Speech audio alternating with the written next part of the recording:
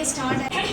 நான் வந்து பார்த்தீங்கன்னா பேசிக்காக வந்து ஒரு காலேஜ் ஸ்டூடெண்ட் செகண்ட் இயர் படிக்கும் போது தான் எனக்கு வந்து இந்த ஆப்பர்ச்சுனிட்டி கிடச்சிது. இப்போ நான் வந்து காலேஜ் கம்ப்ளீட் பண்ணிவிட்டு சக்ஸஸ்ஃபுல்லாக இந்த பிஸ்னஸை நான் ரன் பண்ணிகிட்ருக்கேன். ஃபர்ஸ்ட் ஆஃப் ஆல் என்னோடய அப்ளைன்ஸ் மேலே இருக்க எல்லா அப்ளைன்ஸுமே நான் தேங்க் பண்ணிக்கிறேன். Ground director Ezhumalai brother, next வந்து சரவணன் பிரதர், எல்லாருக்குமே நான் தேங்க் பண்ணிக்கிறேன். என்னோடய லைஃப் லைன்ஸ்க்கும் தேங்க் பண்ணிக்கிறேன். இந்த பிஸ்னஸை வந்து ஸ்டார்ட் பண்ணும்போது ஏனோ தானம் தான் ஸ்டார்ட் பண்ணேன். ஏன்னா வந்து சுத்தமாக வந்து நம்ம ஏதோ பார்ட் டைம் ஜாப்னு சொல்லி ஆட் பார்த்துட்டு நம்ம இந்த பிஸ்னஸை பண்ணலாமா வேணாமான்னு யோசிக்கிறதுக்கே ஒரு 15 நாள் ஆச்சு. இந்த பிஸ்னஸை வந்து திரும்பியும் ஸ்டார்ட் பண்ணுறதுக்கு ஒரு மாதம் டைம் எடுத்துக்கிட்டேன். ஜாயின் பண்ணி ஒரு 3ஆவது மாதம் 8 அச்சீவ் பண்ணேன். 1 இயரில் வந்து ஸ்டார் டைரக்டர் அப்படின்ற ஒரு லெவல் அச்சீவ் பண்ணியிருந்தேன். அதுக்கப்புறம் வந்து பார்த்திங்கன்னா டீம் வந்து சுத்தமாக பிரேக் ஆயிடுச்சு. அதர் பிஸ்னஸ் வந்து உள்ளே நுழைஞ்சி 150 பேர் இருந்த டீமில் கிட்டத்தட்ட வந்து பார்த்திங்கன்னா ஒரு 20-25 பேர் தான் வந்து நின்னாங்க. ஒரு சில லீடர்ஸை வச்சு தான் திரும்பவும் வந்து ஒரு கம்பேக் கொடுத்து திரும்பவும் வந்து நான் இந்த பிஸ்னஸை ஸ்டார்ட் பண்ணேன். இப்போ நான் என்னோட ஹையஸ்ட் இன்கம் வந்து பார்த்திங்கன்னா 45,946 ரூபா. நினச்சி நான் விட்டு போயிருந்தேன்னா இன்றைக்கி வந்து நான் கரண்ட்லி வந்து 45,000 மேலே என்னால் இன்கம் பண்ணியிருக்க முடியாது. ஏன்னா இதே நான் காலேஜ் படிச்சுட்டு நான் வந்து வெளியில் வேலைக்கு போயிட்டு இருந்தேன்னா கண்டிப்பாக வந்து எனக்கு வந்து ஒரு 15,000 20,000 ரொம்ப கஷ்டம். 15,000 பெரிய விஷயம், அவ்வளோதான் கிடைச்சிருக்கும். இன்றைக்கி வந்து பார்த்திங்கன்னா என்னோடய காலேஜ் ஃப்ரெண்ட்ஸ் எல்லாம் இப்போ மந்த்லி சேலரி வந்து பார்த்திங்கன்னா 15,000 வாங்குறாங்க. இன்றைக்கி அவங்கள விட நான் 3 மடங்கு சம்பாதிக்கிறேன் அப்படின்ற பெருமை அது எனக்கு மட்டும்தான் சேரும். திரும்பவும் இப்போ டீம் உடஞ்சி திரும்பவும் செட் பண்ணும்போது ஒரு சில இடத்துல வந்து பிரேக் ஆகிட்டேன். ஒரு 2 மாதம் 3 மாதம் வரைக்கும் பிரேக் ஆகிட்டேன்.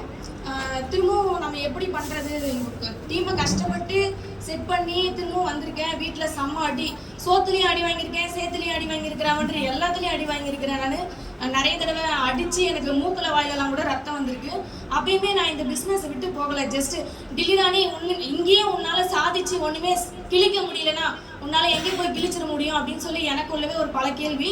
சரி நம்ம திரும்ப ஸ்டார்ட் பண்ணுவோம்னு சொல்லி அப்புறம் படிப்படியாக அப்படியே 2 பேர் அப்படியே 2, 4, 6, 8, 10 அப்படி இன்னைக்கு எனக்கு கீழே மட்டுமே க்ரோ இயர் நெட்வொர்க்கில் எனக்கு கீழே 6 பேர்கிட்ட செலக்ட் ஆகிருக்காங்க. ரொம்ப பெருமையாக இருக்குது, ரொம்ப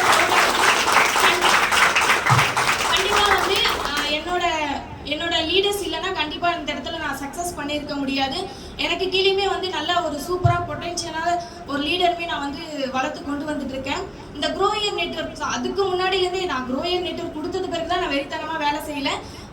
திரும்பவும் அந்த தாய்லாந்து ட்ரிப்பு போயிட்டு வந்ததுக்கப்புறமும் எனக்கு ஒரு ஸ்பார்க், ஓகே நம்ம இதில் மட்டும்தான் நம்மளோட வாழ்க்கை மாறும், இதில் மட்டும்தான் நம்ம ஃப்யூச்சர் மாறும் அப்படின்னு சொல்லி ஸ்டார்ட் பண்ணி அதுக்கப்புறமா கொஞ்சம் கொஞ்சமாக தான் என்னோட இன்கம்மே உயர்ந்தது. எனக்கு கீழே நிறைய லீடர்ஸ் வந்து ஆரம்பித்தாங்க. ஒரு நாளைக்கு வந்து பார்த்தீங்கன்னா என்னோட கால் ஹவர்ஸ் வந்து பார்த்தீங்கன்னா டீம் உடஞ்சி திரும்ப செட் பண்ணும்போது அப்போ இடையில வந்து சரம் பிரதர் வந்து கண்டுபிடிச்சிட்டாரு. என்ன டில்லிராணி கொஞ்ச நாள் ஆளையே காணோம், ஒரு 4-5 நாள் நான் மீட்டிங்கே அட்டன் பண்ணலை, செமஸ்டர் எக்ஸாமு. கரெக்டாக என்னை கண்டுபிடிச்சி என்னோட அப்ளைன் கிட்டேயுமே கேட்டார், டில்லிராணியே இன்னைக்கு மீட்டிங் அட்டன் பண்ணலன்னு சொல்லிட்டு. ஏன்னா அந்த சமயத்தெல்லாம் டீம் உடஞ்சி போய் ரொம்ப அப்செட் ஆகிட்டேன். நான் என்ன சொல்கிறேன்னா, உங்களுக்குமே வந்து ஒரு டீம் இருக்கும், இல்லை டீம் இல்லாமல் கூட இருக்கும். மனசை மட்டும் தளர விட்டுறாதீங்க. உங்களோட ஒர்க்கை கண்டினியூஸாக கன்சிஸ்டன்சியாக ஃபோக்கஸாக ஒர்க் பண்ணுங்கள். நான் இந்த லெவல் அச்சீவ் பண்ணியே தீருவேன், எனக்கு இன்னைக்கு கீழே நான் இத்தனை ஐடி போடுவேன் அப்படின்னு சொல்லிட்டு டார்கெட் வச்சு ஒர்க் பண்ணுங்க. இப்போ பாருங்க 100 டே சேலஞ்ச், வீக்லி டார்கெட் அதெல்லாம் வந்து கொடுக்கறது மூலிமா இன்னும் என்னோட டீம் வந்து பல மடங்கு பெருக்கு தான் செய்து, குறையில. அந்த அளவுக்கு வந்து கவுண்ட்டுமே வந்து இன்க்ரீஸ் ஆயிருக்கு. உங்களுக்கு வந்து ஒரு சான்ஸ் கிடைக்குது, வாய்ப்புன்றது வடை மாதிரி காக்காவா மாதிரி நம்ம தான் தூக்கிட்டு போயிடணும், இல்லைன்னா வேற யாருன்னா தூக்கிட்டு போயிடுவாங்க. உங்க கையில் அந்த ஆப்பர்ச்சுனிட்டி கிடைச்சிருக்கு, அதை நீங்க சரியா பயன்படுத்திக்கங்க. இந்த க்ரோ இயர் நெட்வொர்க்ல ஃபர்ஸ்ட் ஒரு மந்த் வந்து பார்த்தீங்கன்னா 8 பாயிண்ட் தான் நான் கம்ப்ளீட் பண்ணியிருந்தேன். சரௌண்ட் டீம்ல ஹையஸ்ட் வந்து பார்த்தீங்கன்னா 26 பாயிண்ட் வந்து எடுத்து கம்ப்ளீட் பண்ணியிருக்கேன் அப்படின்ற ஒரு வந்து ஷேர் பண்ணிக்கிறேன். ஃபர்ஸ்ட் வந்து 8 பாயிண்ட் கொடுத்தேன். அடுத்த மாதமே வந்து பார்த்தீங்கன்னா டோட்டல் பாயிண்ட் வந்து 26 பாயிண்ட் எடுத்து கம்ப்ளீட் பண்ணி ஃபர்ஸ்ட் ஆளாக நான் முடிச்சிருக்கேன். ரொம்ப ஹாப்பியாக இருந்தது. அந்த நாள் ஃபுல்லாக என்னால் மறக்கவே முடியாது. அதுக்கப்புறம் என்னோட லெவலுமே நான் கண்டினியூஸாக குவாலிஃபை பண்ணிட்டு இருக்கேன். இன்னும் அடுத்தடுத்த லெவல் போக தான் போகிறேன். கண்டிப்பாக அதை நீங்கள் எல்லாருமே பார்ப்பீங்க.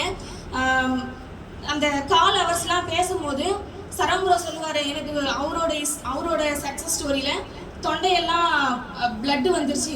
உண்மையிலே வந்து எனக்கு அந்த அனுபவப்பட்டிருக்கேன். என்னோட ப்ரூஃப்மே வந்து நான் அந்த மீட்டிங்லேயுமே ஷேர் பண்ணியிருப்பேன். அந்த டாக்டர்கிட்ட போய் இந்த மாதிரி நீங்கள் பேசாதீங்க, உங்கள் தொண்டை வந்து ரொம்ப வந்து புண்ணாயிருச்சு, நீங்கள் ஒரு 2-3 நாள் மட்டும் பேசாமல் இருங்க. ஆனால் நான் அந்த டேட்டில் தான் நான் முடிக்க போகிற சமயம்.